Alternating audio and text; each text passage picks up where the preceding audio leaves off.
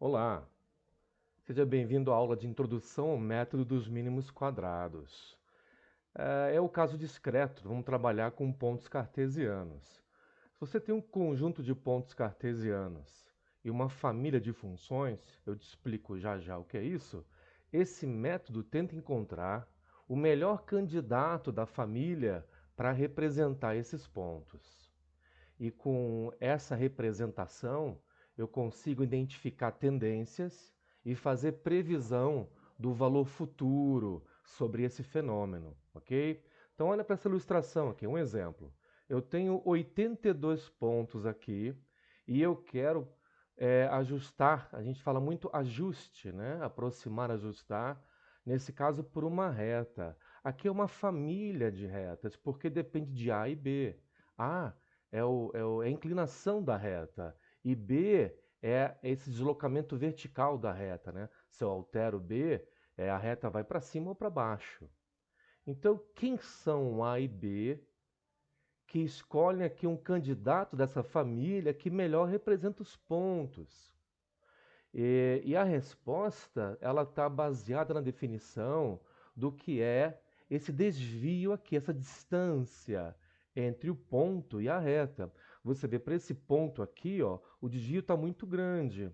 Eu poderia mexer no A e no B, alterar valores A e B, os parâmetros, para que essa reta se deslocasse e se aproximasse mais desse ponto, diminuindo o desvio. Mas se eu aproximo a reta desse ponto, eu vou afastar dos outros. Eu vou aumentar o desvio dos outros. Eu preciso, de alguma maneira, diminuir esses desvios de uma forma média, de uma forma total. E isso que a técnica vem buscar, tá? Então fica de olho nesse desvio aqui, nesse EDI, que é a distância do ponto até a função.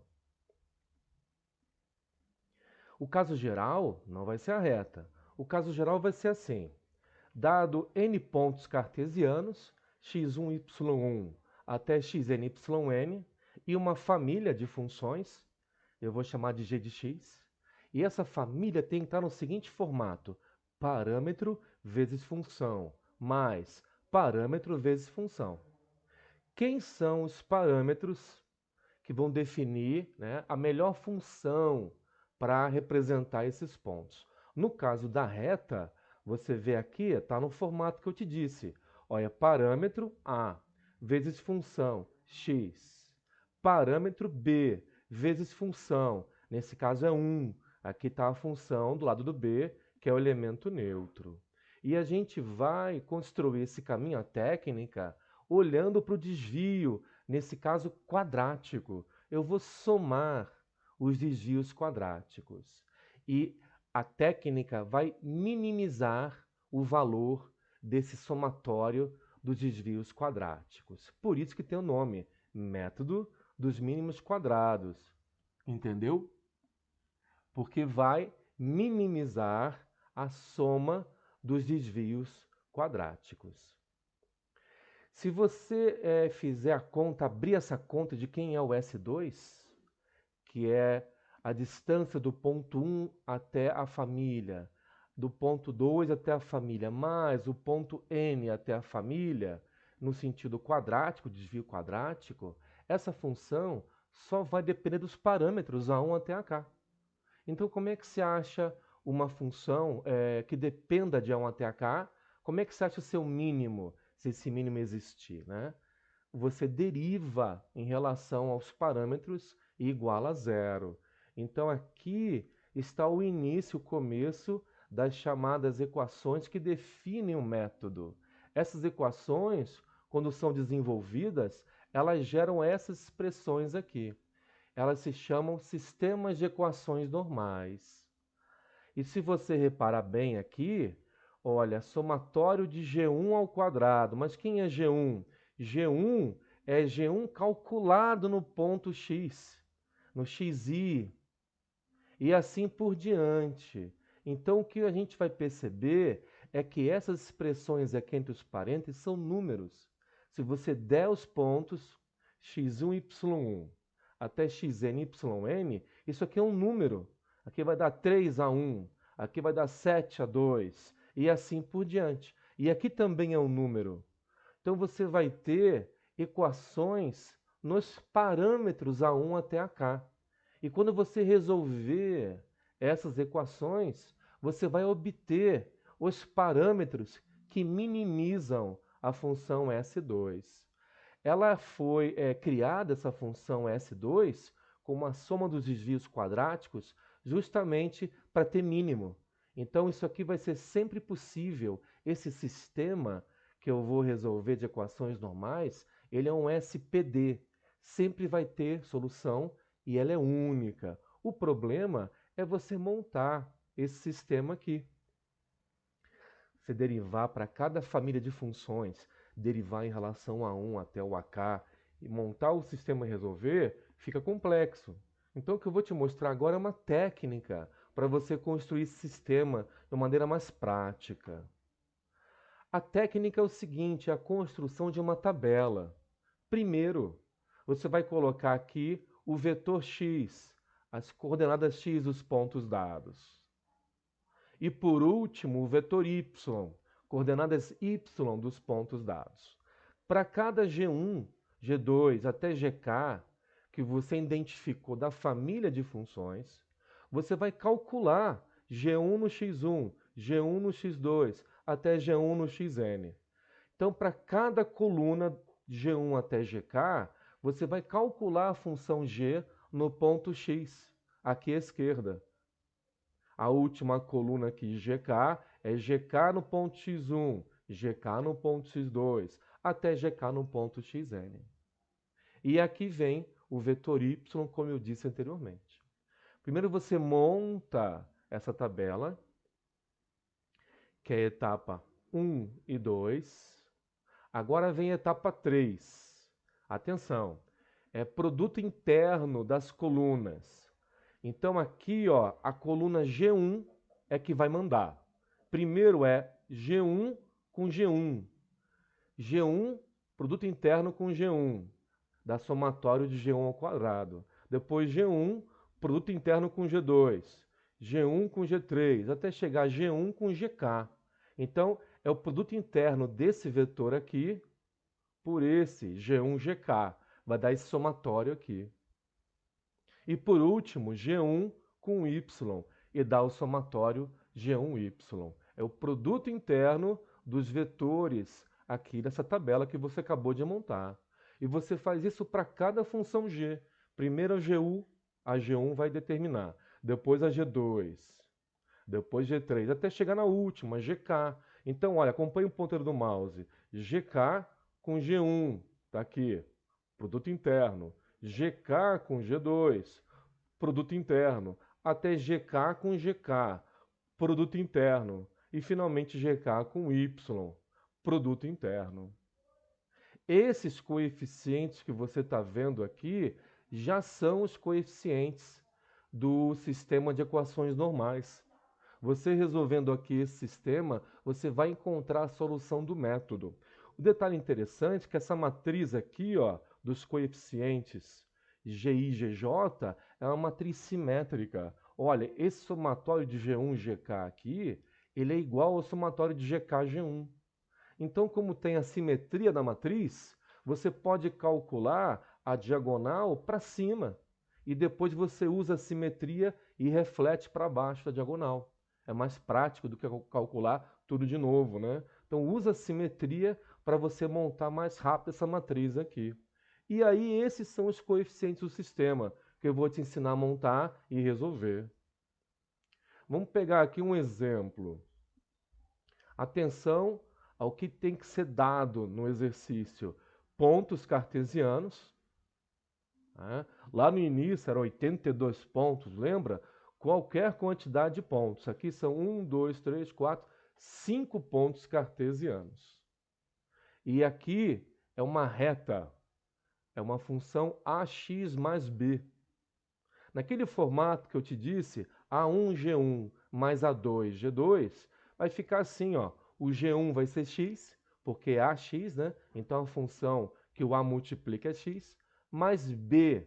B, que é parâmetro, está multiplicado pela função 1. Então, G1 é quem multiplica o A. G2 é quem multiplica o B. Aqui estão as funções. Você coloca o x aqui, as coordenadas x dos pontos dados. Aqui coloca as coordenadas y do ponto dado. Aí começa. Quem é G1 de x? Para cada x. É só repetir, porque é o próprio x, né? Aqui é 2, 1, 0, 1, 2, 3, 4. G2 de x vale 1. Então, no 0 vale 1, no 1 vale 1, no 2 vale 1. É uma função constante. E aqui é o vetor y das coordenadas y dos pontos dados. Você monta aqui, aí começa o produto interno. G1 com G1. Então, é o somatório desses caras ao quadrado, dá 30. G1 com G2. É esse vetor escalar esse, produto interno com esse, dá 10. Depois é G1, Y. Então, é esse vetor aqui, produto interno esse aqui, dá 32. Aqui usa a simetria, esse cara tem que ser igual a esse. Já pula para esse aqui é o G2, G2. Então, o somatório de G2 ao quadrado dá 5. E por último, G2Y, que é esse vetor, produto interno com esse vetor, dá 13. Você não está acompanhando o que é produto interno, né? G2 escalar, né? Produto interno Y é esse vezes esse, esse vezes esse, esse vezes esse, esse vezes esse, esse vezes esse. Soma tudo, dá 13. E aí, como eu te disse, esses coeficientes já são dos parâmetros que você quer achar. Esses aqui do primeiro parâmetro, que é A1, esses aqui do segundo parâmetro, que é A2, e aqui o vetor independente. Aqui está o sistema. Esse sistema que você está vendo aqui no ponteiro do mouse é o sistema de equações normais, que minimizam o S2, que é a soma dos desvios quadráticos. Você resolve o sistema, você vai encontrar que A1 é igual a 6, que o A2 é 1,4, e como era AX mais B, ficou então 0,6x mais 1,4. E aqui está a reta. Você vê que a reta não tem que passar pelos pontos, é impossível, os pontos não estão alinhados. Essa reta é que tem o somatório dos desvios quadráticos mínimos. É o melhor candidato para esses pontos. Com essa reta aqui, eu posso entender um fenômeno, realmente ele é linear, tem uma cara linear, né? E eu posso fazer uma previsão, olha, para o x igual a 5, eu posso prever onde vai estar esse fenômeno. Então, uma ferramenta muito interessante para você fazer previsão. Outro exemplo, de novo os pontos, de novo a família de função. Tem que estar sempre no formato parâmetro vezes função, parâmetro vezes função. Então, ó, é A1, G1. Então, o G1 está aqui, é 1, ó, o G1 é 1.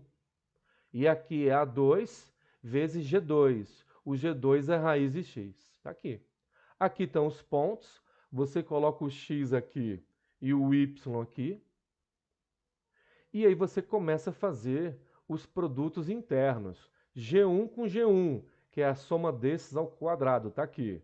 G1 com G2, que é esse vetor escalar esse, está aqui. E G1 com Y, que é esse escalar esse, está aqui. Você usa simetria, esse elemento vem para cá, né? Então G2, G1, não precisa fazer as contas de novo, você pode pegar pela simetria. G2, G2 está aqui, G2, produto interno Y, está aqui. Você monta o sistema linear, você resolve, encontra A1, 0,51 e A2 como 3,1.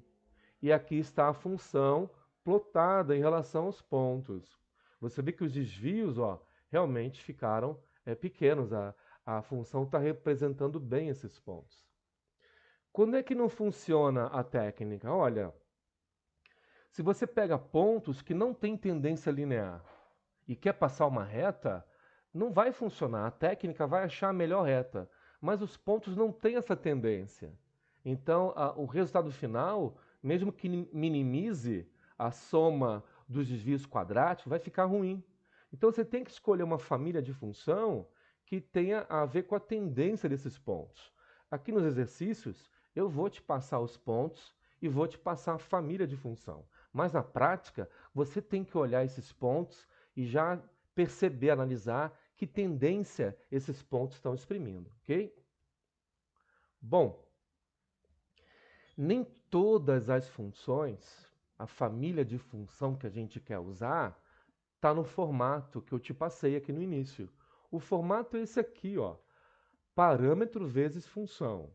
Parâmetro vezes função. Parâmetro vezes função.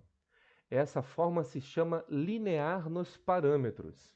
Então, os parâmetros têm que estar multiplicando função só. O parâmetro tem que estar no primeiro grau, não pode multiplicar um parâmetro vezes o outro, não pode. Então, às vezes, a gente quer ajustar uma família pelo método dos mínimos quadrados, só que a função não está pronta. O que a gente faz, então? A gente transforma essa função tentando adequar esse formato aqui. Esse processo de adequação para esse formato, que é linear nos parâmetros, se chama linearização. Vou te dar um exemplo aqui. Eu tenho um conjunto de pontos e quero ajustar uma função exponencial, a vezes x elevado a b. Só que não está no formato da função, não está linear, né? Aqui não é parâmetro vezes função, eu tenho função elevada a parâmetro, não pode. Então, como tem uma relação aqui exponencial de potência, eu vou aplicar o logaritmo. Eu aplico o logaritmo e fica essa expressão aqui, ó. ln de y igual a ln de a mais b ln de x. Aí você repara que agora ficou, ó, A1, G1, A2, G2, onde o A1 é o ln de a, o G1 vai ficar 1, está multiplicando aqui o ln de a, o A2 é b e G2 é o ln de x. Está aqui, ó, a descrição. Então, eu apliquei o logaritmo e consegui quebrar, transformar a função. Eu levei para um outro domínio. Não é mais x, não é mais y, agora é ln de x, ln de y. E nesse novo domínio, nesse novo conjunto de variáveis, eu consegui encontrar o formato linear nos parâmetros. Outro exemplo, y igual a x sobre 1 mais bx. Eu inverto o y e eu consigo, faz você com calma depois, né? Eu consigo colocar nesse formato aqui. E aí funcionou de novo, porque fica parâmetro vezes função, parâmetro vezes função. Tá? E você vê, ó, A1 é 1 sobre A, G1 é 1 sobre X, A2 é B sobre A, G2 é 1, que multiplica aqui. Tá? Então, quando a função, a família do ajuste pelo MMQ não está no padrão, a gente pode tentar aplicar uma transformação. Te dar um exemplo. Eu tenho aqui 4 pontos e tenho uma função exponencial. Eu vejo que não está no formato, não é parâmetro vezes função, ok? Eu aplico o logaritmo porque é uma tentativa de colocar no formato e eu tenho essa expressão aqui, ó. E como já te mostrei antes, agora fica A1 vezes G1 mais A2 vezes G2, onde o A1 é o ln de A, G1 é 1, A2 é o B, G2 é ln de x. Aí eu monto a tabela. Cuidado agora, porque não é mais x e y, agora é ln de x e aqui é ln de y. E o g nessa variável é 1, todo mundo aqui é 1. O G2 é ln de x, aí eu repito os ln's. E aí com essa tabela aqui eu faço os produtos internos. G1 com G1 dá 4, G1, produto interno com G2 dá 3,18, já uso a simetria para trazer para cá. E G1 com ln de y, essa coluna aqui, dá 5,76. G2 com G1 já está feito, G2 com G2, essa coluna aqui, o somatório ao quadrado, e G2 com ln de y está aqui feito. Com esse sistema linear, ele está em A1 e A2. Eu resolvo. Aí eu acho o A1 e o A2. Mas A1 e A2 não são as variáveis do problema original. Eu tenho que voltar ao problema original e eu uso a relação que eu tive aqui, ó. O A1 é o ln de A. Então, menos 0,08 é ln de A. Aplico o exponencial dos dois lados, eu acho que A é 0,92. E o A2 é igual ao B. Então, o A2, que é 1,91, passa a ser o B. E então, eu achei o A como 0,92 e o B como 1,91. E eu monto aqui a equação. Aqui está os pontos, aqui está a função, e você vê que ficou bom o resultado, porque os pontos tinham realmente uma característica exponencial. Então é isso. Se a função tiver no formato parâmetro vezes função, você já aplica. Senão você tenta uma transformação chamada linearização.